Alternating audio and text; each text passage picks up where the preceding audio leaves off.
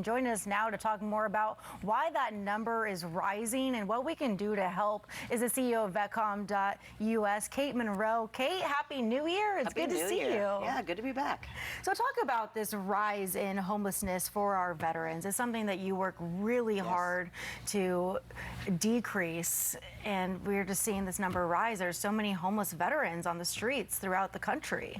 Yeah, I mean, there's actually enough homeless vets to fill like all of Petco Park. And when they say homeless, they actually mean homeless on the street. In reality, there's 1.5 million veterans at the brink of homelessness. In the brink of homelessness is sleeping in your car, sleeping in your shelter, sleeping on someone's couch in their garage. There's really 1.5 million that are teetering on being homeless. And we were seeing a decline. So it was going down by 10 to 11%, and that's great. That's what we want. We want the number to go down. Well, this last year, the number didn't go down the 10 or 11%. It went up 7%. So people go, well, the rise is 7%. Well, no, because it didn't go down. The rise is actually 18%. And you're seeing that, and I did a ton of research. It turns out that the VA's HUD-VASH program, that money that's allocated to house homeless veterans, isn't actually managed by the VA. The VA takes that money and they give it out as grant money, and that grant money was reallocated to house migrants. So not only are 161,000 migrants being seen at VA hospitals in front of veterans, now they're taking their HUD-VASH money, and it's going to continue to rise and rise. And why is that?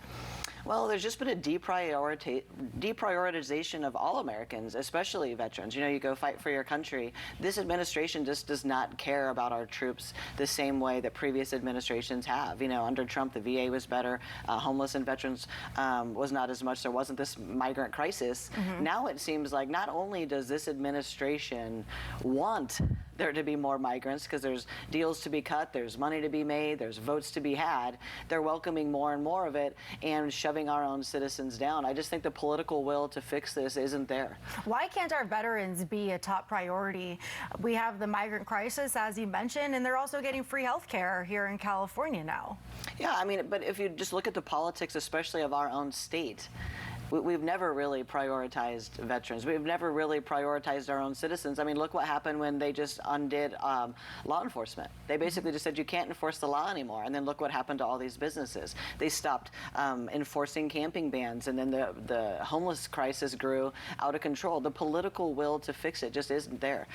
There's plenty of money. I mean, they spent billions of dollars in our state on homelessness, and all that's happened is there's more homelessness. I mean, no one's really taking a serious look at this veteran issue. And I just had a conversation with El Cajon Mayor Bill Wells about a documentary that the El Cajon Police Department put together on homelessness. And they talked to a lot of people on the streets about what they're going through and if they want to get into a shelter or some sort of housing. And all of them declined that offer. Why do you think that is? And do you think if they came across a veteran on the streets that he or she would also decline that offer? Well, I think a lot of people decline the traditional shelter model because they can't be there for very long, and they accumulate things that they own. So that's all they have. To get into a shelter, they have to leave all that behind or throw all of it away, and they know it's a short runway. So that's, I go inside for a night or two, and I go back outside, I don't even have a tent anymore.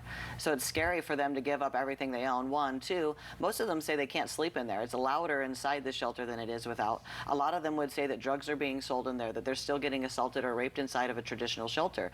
That's why I really like San Diego Rescue Mission. If you can get into their year-long program and actually transform your life, that's what they need. Because if you talk to people, I've talked to 1,000 people, 1,000 homeless people, and I told them, if we built a base camp and you had a longer runway to get clean, would you go? They go, I would absolutely go if I could stay there till I got clean. Because some people's journey's a year. 28 days is never going to rehabilitate someone. That's why they don't want to go inside. They know it's a fruitless experience. It's just a night or two. How can our viewers help you help veterans?